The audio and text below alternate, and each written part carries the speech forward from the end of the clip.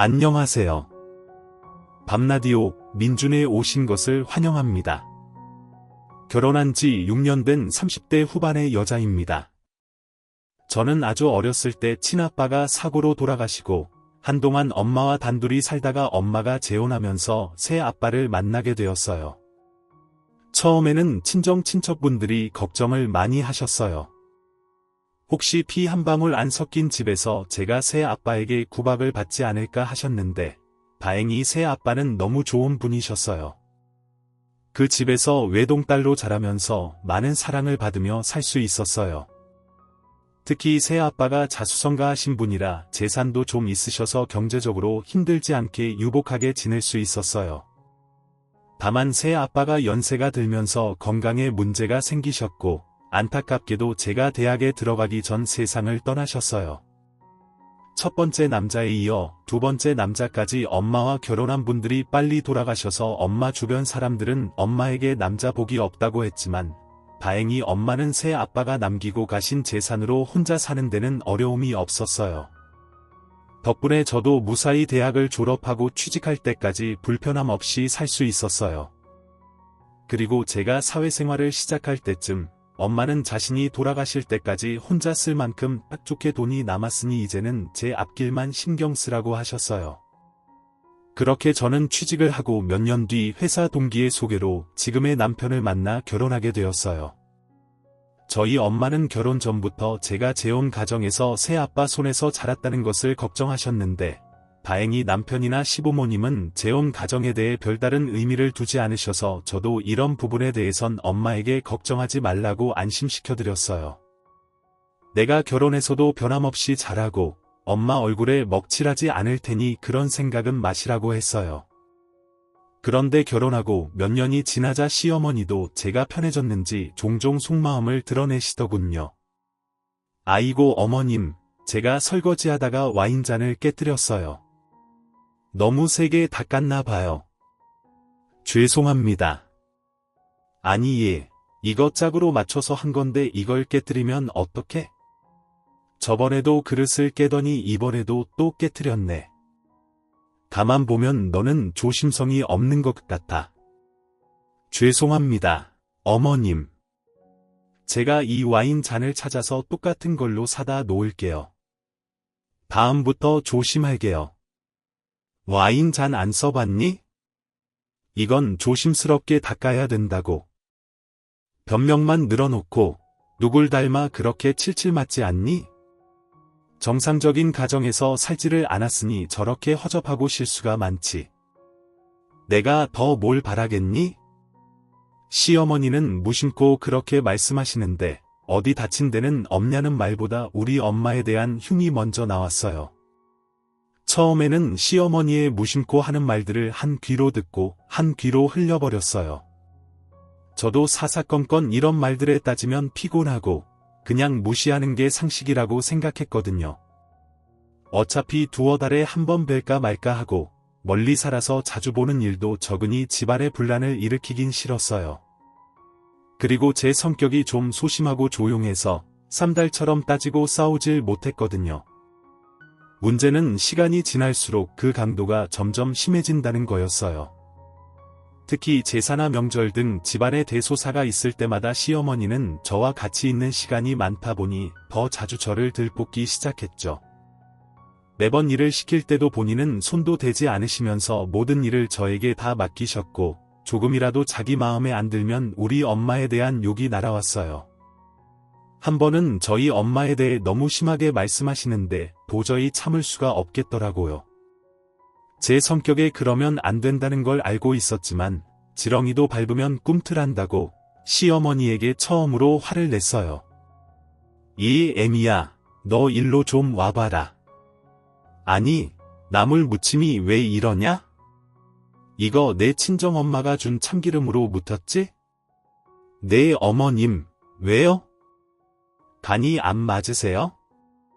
아까 제가 간 봤을 때는 괜찮았던 것 같은데 다시 한번 먹어볼게요. 돼야. 다 버려야겠다. 어디 싸구려 중국산 참기름을 갖다 줬는지 기름에서 쩐내가 나. 쩐내가 그러더니 제가 묻혀놓은 반찬 3가지를 눈 깜짝할 사이에 개수대에 버려버리시면서 아니, 내 친정엄마는 매번 싸구려 재료로 반찬하고 음식을 했지? 그러니 내 새아빠가 그렇게 일찍 가셨지. 일부러 안 좋은 걸로 해서 준 거 아니냐? 대체 내 새아빠랑은 사랑해서 결혼한 게 맞으시니? 너희 새아빠가 자수성가해서 돈도 꽤 많았었다며. 그러니 돈에 욕심이 나서 일부러 유혹하고 꼬신 거 아니냐고. 옛날부터 그런 여자들이 꽤 있었는데 너희 엄마도 그중 하나였나 보다. 그리고 내 새아빠 돌아가셨을 때 너랑 내 엄마는 땡 잡았겠구나. 이런 얼토당토한 이야기를 하시는데 이 말이 하고 싶어서 일부러 엄마가 준 참기름을 걸고 넘어진 것 같았어요. 아무리 그래도 할 말이 있고 하지 말아야 할 말이 있는데 돌아가신 저희 새아빠 얼굴에 먹칠까지 하는데 저도 가만히 있을 수가 없겠더라고요. 그래서 조곤조곤 이야기를 했죠. 어머님, 참기름이 이상하면 참기름 얘기만 하시면 되지 왜 그런 말씀을 하세요? 그리고 그 참기름 엄마가 백화점에서 샀다는데 쩐내가 난다면 백화점 가서 따져야겠네요. 지금 어머님 말씀에 본론이 없으세요? 시어머니는 순간 말문이 막힌 듯 보였어요. 그래도 저는 처음으로 제 의견을 확실히 말했어요. 저희 엄마랑 아빠를 깎아내리시고 싶으신 모양인데 말씀이 너무 지나치신 거 아닌가요? 저희 엄마랑 아빠 결혼하신 후에도 주변 사람들한테 인고 부부라는 소리 들으셨어요. 어떻게 아빠 돌아가셔서 땡 잡았다는 말씀을 하세요? 그건 저한테도 말 실수하신 거예요. 아무리 제 친아빠가 아니어도 저는 새아빠를 친아빠 이상으로 생각하며 살았어요. 그리고 그런 분이 돌아가셨는데 어떻게 이런 말씀을 하세요? 저 솔직히 어머님이 가끔씩 그런 말 툭툭 하실 때도 가만히 있었는데 오늘은 도를 지나치셨어요. 제발 저희 부모님 욕 보이는 말 좀 하지 마세요. 저 로봇 아니라 감정 있는 사람이고 한 집안의 소중한 딸이라는 걸 기억해 주세요. 저는 소심하고 조용한 성격이라 생각했는데 말을 하다 보니 울분이 터져 막 소리소리 지르면서 울면서 얘기했어요. 시어머니도 처음 보는 제 모습에 기가 찬다는 표정으로 저를 쳐다보셨지만 끝까지 본인 생각과 말을 굽히지 않으셨어요. 예, 말하는 것 좀 봐. 내가 재혼 가정에서 자랐다는 게 이런 데서 드러나는 거야. 제대로 된 집에서 제대로 된 교육받고 자란 애라면 시어미한테 이렇게 소리소리 지르면서 따지겠니? 얼마나 무식한 재혼 가정에서 자라고 배우지도 못했으면 한 해보다 무서운 시어미한테 이렇게 덤비는 거냐고. 내 엄마가 이렇게 가르치디? 본데 없이 남의 남자 꼬셔서 재혼한 내 엄마답다. 아주. 저도 참을 수 없어 응수했죠. 그래도 저희 엄마는 어머님처럼 자식한테 기대진 않아요. 그리고 막말로 어머님 아들은 교육을 얼마나 잘 시키셨는데요? 어머님 아들도 부족한 것 투성이고 잘난 것도 없어요. 저랑 결혼했으니까 이 사람 만나서 살아주는 거라고요. 그러자 시어머니는 제 말이 끝나기도 전에 제게 손을 올리셨고 나가라며 절 내쫓았어요. 남편도 큰 소리가 나자 당장 달려와 시어머니를 말리며 뭐라고 하더군요. 아, 엄마, 집사람한테 왜 그래? 엄마 진짜 노망 났어? 아니, 할 말이 있고 하지 말아야 될 말이 있지. 어떻게 이런 식으로 말을 해? 엄마 진짜 나 이혼시키려고 작정했어? 아들 호래비 만들려고 작정했냐고? 누가 이런 말 해달라고 했냐고 왜 그래? 정말 이 사람 나한테 과분해. 남편이 시어머니에게 뭐라고 하던 말던 저도 2번 다시 안 오겠다며 큰 소리치고 시댁을 나왔어요. 남편도 저를 쫓아나와 미안하다며 사과를 했고 엄마랑은 안 보고 살아도 저랑은 절대 그럴 수 없다며 헤어지자는 말은 하지 말라고 했어요. 물론 저도 남편과 이혼할 생각은 없었지만 시어머니를 보고 살 자신은 없었어요. 남편도 충분히 저를 이해한다며 연 끊고 살아도 괜찮다고 하더군요. 그런데 며칠이 지나 남편에게 한 소리를 들었는지 시어머니가 저를 찾아왔어요. 잔뜩 풀이 죽어서는 저번 일에 대해 사과를 하셨죠. 표정은 아주 마지못해 사과하는 표정이었지만 그래도 시어머니 성격에 이렇게 직접 찾아와 사과까지 하는 걸 보곤 저도 사과를 받았어요. 그리고 2번 다시 이런 말씀은 하지 않겠다고 약속도 받아냈죠. 이런 화해로 저번에 부딪혔던 일은 자연스럽게 잘 해결이 되었고 시어머니와 약간의 어색함이 남아 있었지만 며느리로서 딱돌이만 했고 그 이상으로 시어머니에게 잘하는 건 없었어요. 그렇게 한 1년 반 정도가 지났을 무렵 엄마와 가깝게 사는 저희 둘째 이모한테 갑자기 연락이 왔어요. 이모가 엄마네 집에 갔다가 쓰러져 있는 엄마를 발견하고 곧장 응급실로 갔는데 아무래도 제가 와야 할 것 같다고 바로 내려올 수 있냐고 하더군요. 저는 그 말을 듣자마자 놀란 마음에 정신없이 병원으로 달려갔고 담당 의사 선생님으로부터 엄마가 지금 암 투병을 하고 있다는 이야기를 듣게 되었어요. 거기에 얼마 남지 않았다는 절망적인 이야기까지 들었는데 그 얘기를 듣자마자 저는 그 자리에 주저앉았고 하늘이 무너지는 것 같은 기분을 느꼈어요.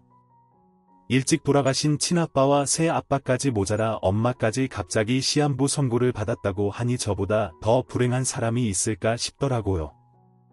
특히 제가 평생을 외동딸로 살아왔기에 엄마까지 하늘로 보내고 나면 이 세상에 피 섞인 사람은 단 한 사람도 없는 고아가 된다고 생각하니 더 무서워졌어요. 하염없이 눈물만 나고 어떻게 해서든 엄마를 꼭 살려내겠다는 생각이 들더라고요. 병실에서 깨어난 엄마는 옆에 있는 저를 보자마자 끝까지 비밀로 하고 싶었는데 이렇게 알리게 돼서 미안하다는 말씀을 하셨어요. 그런 엄마를 붙잡고 한참을 울며 자식이 있는데 왜 그걸 비밀로 했냐고 왜 그랬냐고 했죠. 엄마도 몰랐다가 병원에 가니까 말기라고 해서 알았어.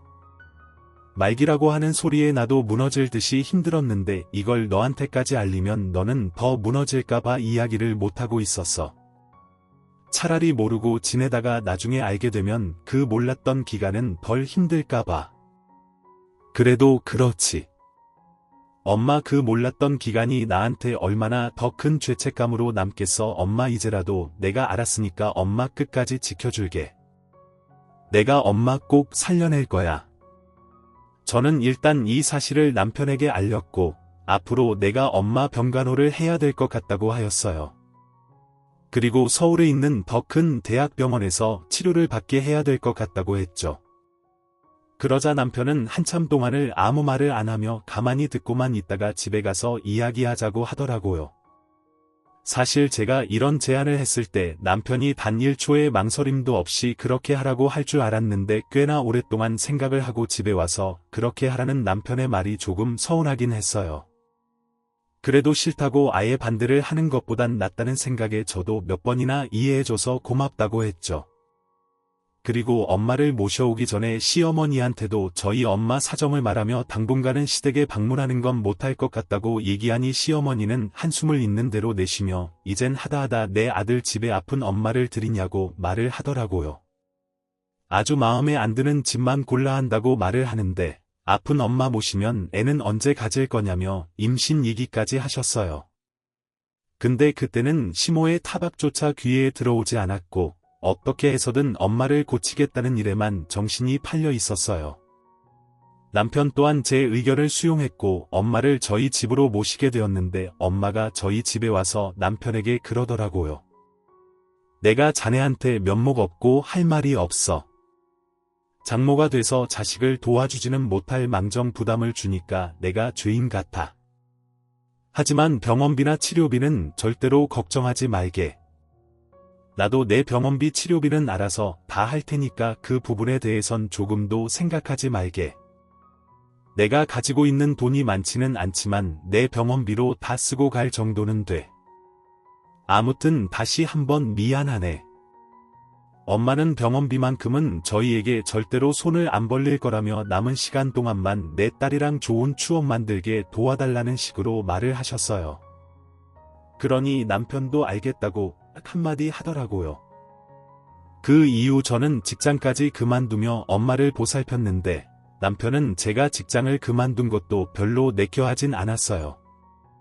하지만 제가 하는 일이 나이보다는 경력이 중요해서 나중에 또 바로 취직이 되었기에 그 부분도 그냥 마지못해 넘어가 주었죠. 근데 문제는 엄마도 가지고 있던 돈을 거의 다 쓰면서 문제가 생기게 되었어요. 제가 그걸 알고 엄마의 병원비와 약값비를 대신 좀 내주었는데 남편이 그걸 문제 삼기 시작했죠. 이건 말이 다르잖아. 아니 장모님이 우리 집에 처음 오실 때 뭐라고 하셨어? 본인 아픈 걸로 우리 돈 쓰는 일은 없을 거라고 했잖아. 근데 이게 뭐야? 왜 당신이 장모님 병원비를 내주고 있냐고. 그리고 내가 이것까지는 말 안 하려고 했는데 솔직히 장모님 입으로 들어가는 식비도 엄청나잖아. 여태 가만히 참고 있었는데 병원비 내주는 건 너무하지 않아. 나 19가지는 다 포기하고 장모님 모시고 있는 거야. 근데 이렇게 뒤통수를 치다니. 엄마 병원비 내가 여태 벌어놓은 내 돈으로 내는 거야. 당신 돈 안 쓴다고 내 돈으로 내 엄마 병원비 내주겠다는데 어떻게 그런 말을 할 수가 있어? 당신 돈이라니? 나랑 결혼했음 경제적인 것도 공용이지 우리한테 뭐 재산을 남겨주면 말을 안 해. 그리고 당신 우리 엄마나 아버지가 아파도 이렇게 할 수 있어. 저번에 엄마가 다리 아프다고 연락 왔을 때도 얼굴 한번 보러 가지도 않았잖아.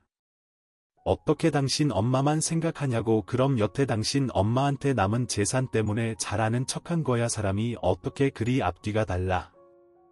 물론 남편이 많은 걸 포기하고 엄마를 모시는 거 찬성해준 거에 대해선 고마웠지만 이런 생각을 갖고 있는 줄은 전혀 몰랐어요.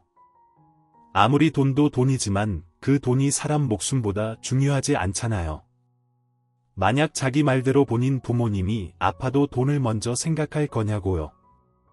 그런데 이런 마찰이 극에 달하게 된 사건이 하나 생겼어요. 저도 돈 때문에 눈치를 주는 남편에게 조금이라도 도움을 주려고 프리랜서로 일을 받아서 했었는데 주말에 갑자기 미팅이 잡혀 엄마를 집에 혼자 두고 조금 멀리 나갔다 오게 되었죠. 집에는 남편도 있었고 엄마 식사까지 다 해놓고 나와서 별 걱정은 하지 않았어요. 그리고 저녁 10시가 다 돼서 집으로 돌아왔는데 글쎄 집에 가니 웬 시어머니가 와 계셨고 저희 엄마는 어딜 갔는지 보이지가 않았어요. 그리고 남편은 오만가지 인상을 쓰며 무게를 잡고 있었는데 이 시간에 이게 대체 무슨 일인가 싶어. 어머님. 아니 갑자기 연락도 없이 웬일이세요? 그리고 여보 엄마는 왜 안 보여? 갑자기 웬일이세요? 아니 내 아들 집에 내가 오겠다는데 왜 왔냐고 물어보고 있어. 네, 엄마는 내 아들 집에 와 있어도 되고 나는 오면 안 되냐? 어머님 그런 뜻이 아니잖아요.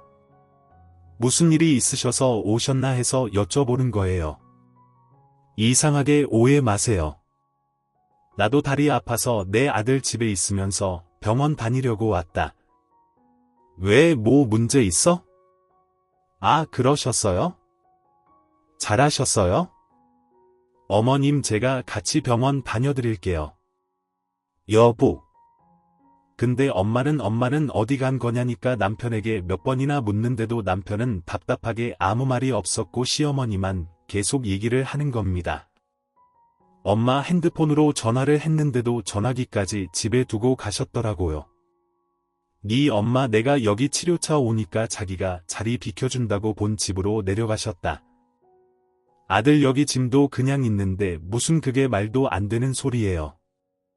여보 대체 어떻게 된 일이냐니까. 아니 네 엄마가 자기 발로 나간 거라니까. 자식들한테 피해주기 싫다고 왜 우리 아들한테 지랄이야? 지랄은 그리고 솔직히 말해서 내 아들도 할 만큼 했어. 애 낳는 것도 포기하면서 암 걸린 세균 덩어리랑 같이 사는 게 얼마나 개고생이냐고. 거기에 통까지 대주고 있는데. 아니 어머님 그게 지금 말이라고 하세요? 세균 덩어리라니요. 그리고 그 돈 다 제가 벌어놓은 돈이었어요. 남편 월급 1원 한 푼 건드려 본 적도 없다고요. 당신도 입이 있으면 말을 해봐. 대체 당신 어머니한테 뭐라고 말을 했길래 치사하게 어머님이 우리 엄마 내쫓고 집에 계시는 거냐고. 엄마가 본인 발로 나갔다고 당신이랑 어머님이 내쫓은 거나 다름없겠지. 당신 말 잘했다. 그래 내쫓았다. 어쩔래? 여태 장모님 볼 거라곤 얼마 가지고 있는 재산이 전부여서 봐줬더니 이젠 그거마저 다 쓰고 없고 우리 돈까지 쓰는데 내가 더 이상 모시고 살 이유가 없잖아. 당신도 생각이 있는 여자라면 머리를 좀 굴려. 이제 곧 죽을 양반을 왜 돕냐고. 그러니 시어머니는 남편 옆에서 잘한다 잘한다 하며 자기 아들 말이 다 맞는 말이라고 하는 겁니다. 저는 그 소리에 이 사람들과는 더 이상 끝이다 싶었고 집에서 쫓겨난 엄마를 찾으러 무작정 밖으로 나갔어요. 그때가 겨울 들어 제일 추운 날이었는데 엄마는 외투도 안 입고 나가셨는지 방에 패딩이 그냥 있더라고요. 밖에 나가자마자 저는 온 아파트 단지를 돌며 엄마를 불렀어요. 놀이터며 정자까지 안 가본 데가 없었고 마지막으로 중앙경비실에 가서 혹시 엄마 같은 사람을 보셨냐고 물어보려고 가니 세상에 엄마가 거기에 슬리퍼만 신은 채 계시는 겁니다.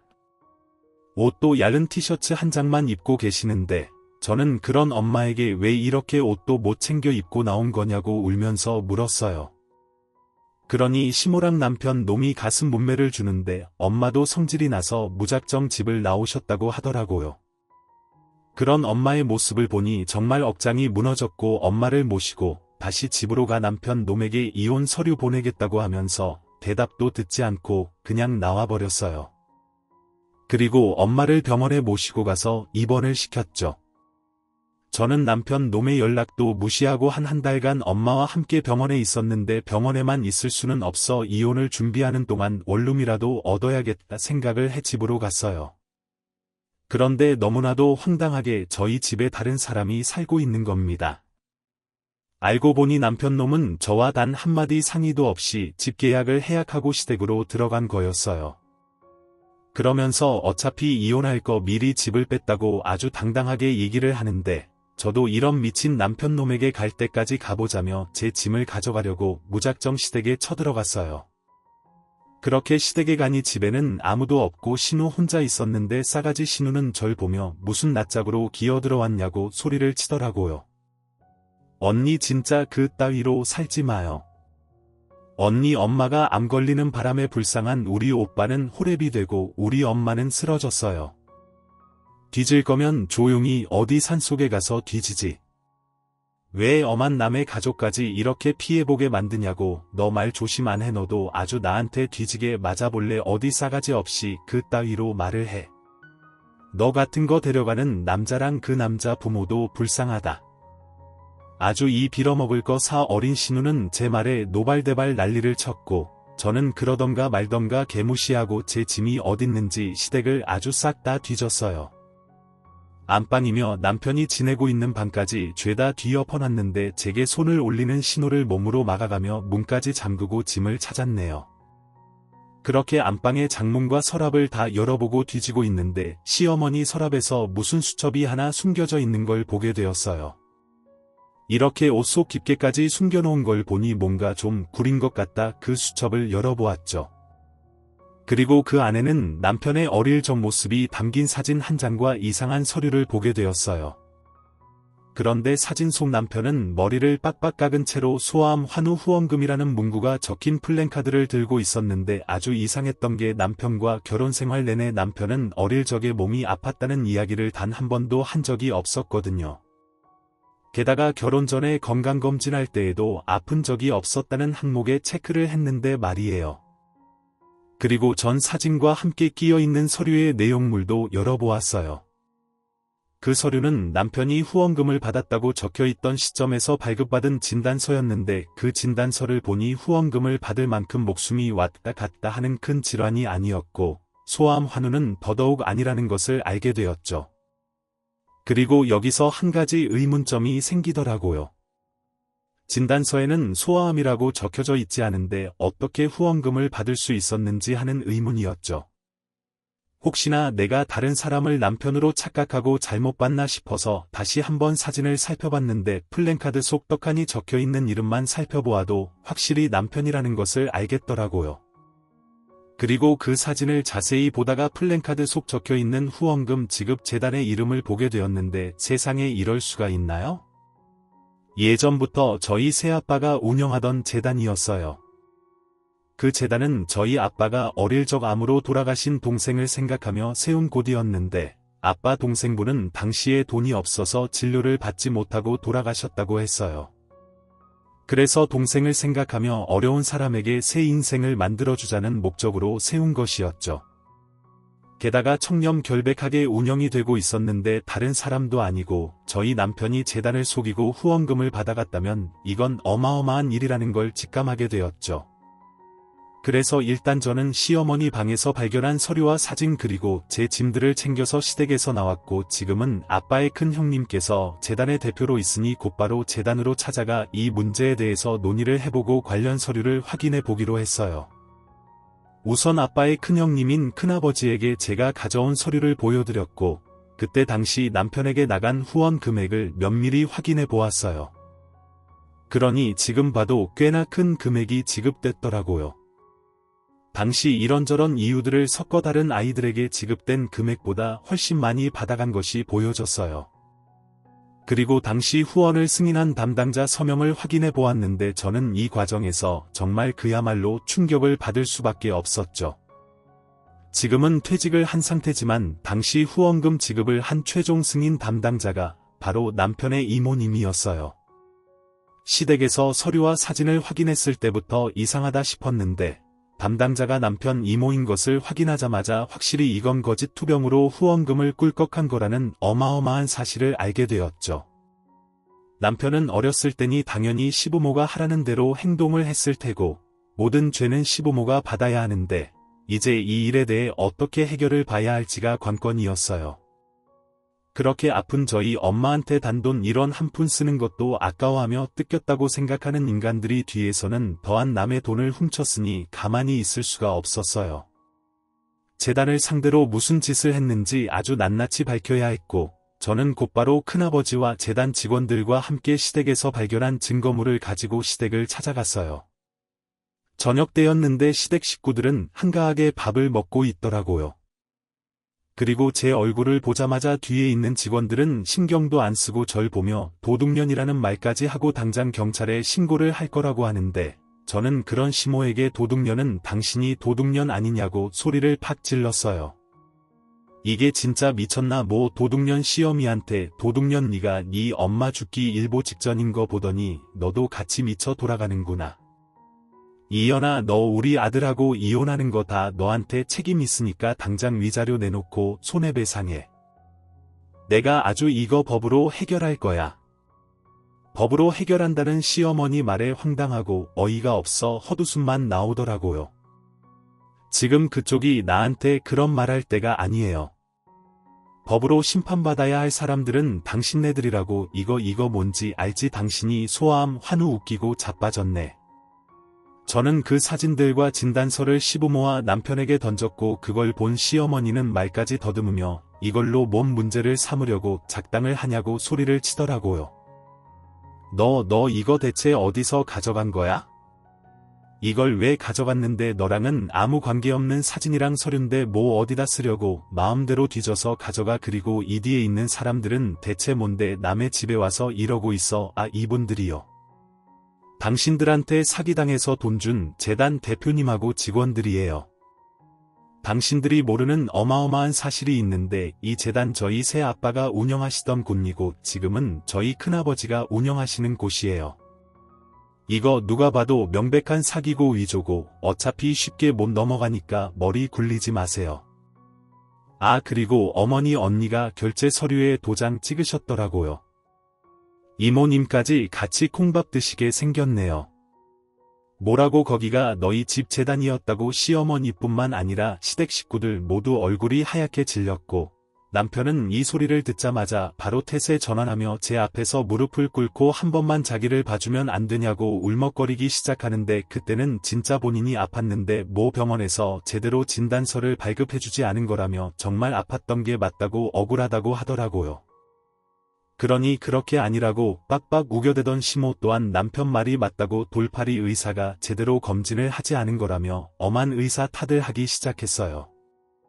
그래서 저는 그런 시어머니와 남편에게 더 이상 나한테 그딴 소리 짓거리지 말고 재단 대표님하고 직원들한테 조사받으라고 했어요. 그리고 다음날 큰아버지한테 연락이 왔는데 인과관계를 다 따져봤을 때도 저희 시부모님이 사기를 친 게 명백했고 결국 경찰에 싹 다 고소를 하였다고 하더라고요. 그리고 경찰 조사를 통해 시아버지가 자백을 했다는데 본인이 사업 실패로 집이 풍비박산이 나면서 생활고가 이어져 어쩔 수 없이 거짓 투병으로 후원금을 받았다고 했대요.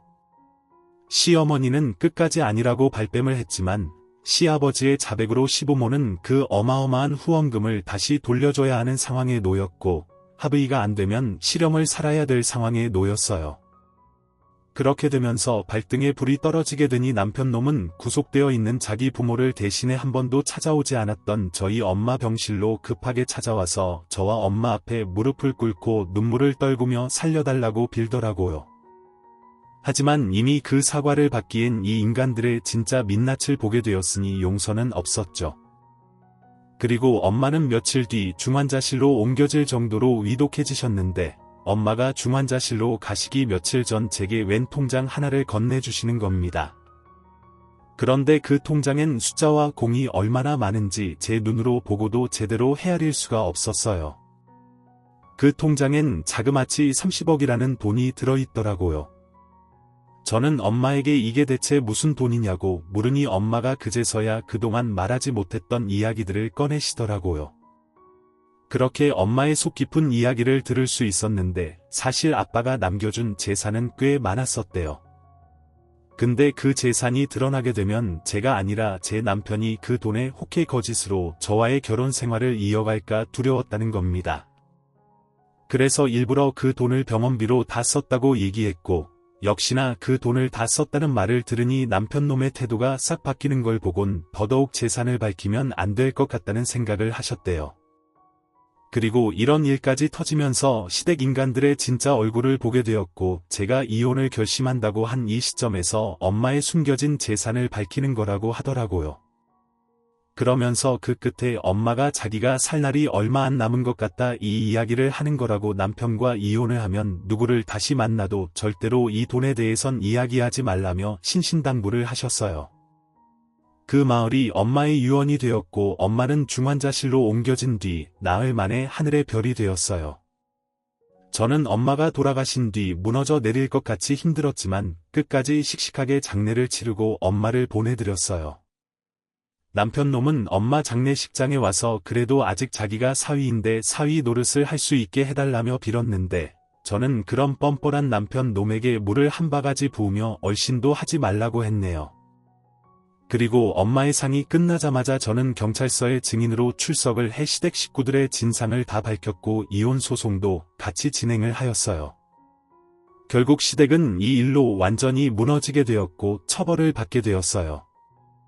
그리고 시부모를 도와줬던 이모님도 같이 처벌을 받게 되었고요. 후원금 반환금을 갚기 위해서 남편놈은 저와의 이혼 소송에서 어떻게 하면 돈을 더 가져올까 궁리를 했는데 소송하면서 제가 엄마한테 받은 재산이 있다는 걸 알게 되었고 그야말로 경악을 하였죠. 그런데 제 변호사님이 그러더라고요.